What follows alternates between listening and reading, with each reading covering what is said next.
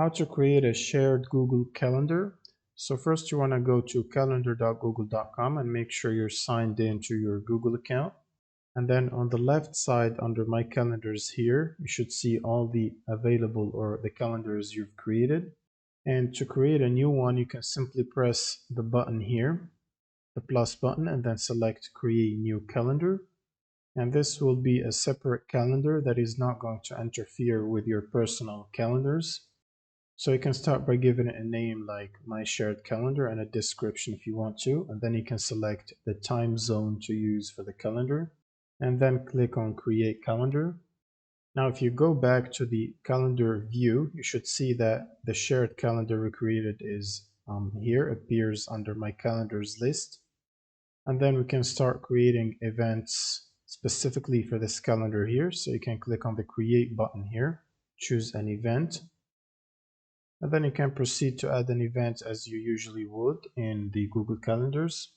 But before saving it, you want to make sure to assign it to the shared calendar we created. So click on this drop down here and select My Shared Calendar or the calendar you've created. And then you can pick a color and press save. And this event is going to be visible only to the shared calendar. And if you disable it, it should disappear from your the general view of the calendars. Now to share this calendar or invite other people to it, you can simply click on the three vertical dots, settings and sharing. Now scroll down until you see the shared with section here, and then you can click on add people and groups button.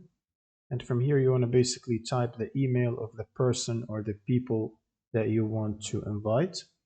You can add them one by one right here. And then you can simply pick the permissions which are given to the person you're inviting.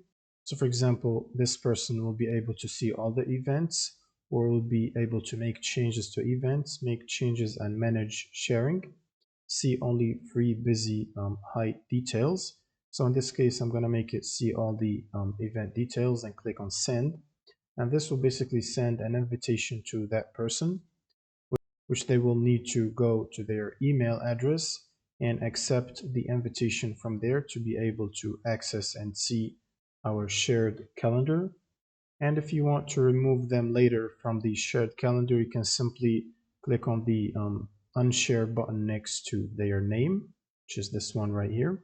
And this should get rid of them. That's pretty much it for this video. Subscribe if you found this helpful, and see you in the next one.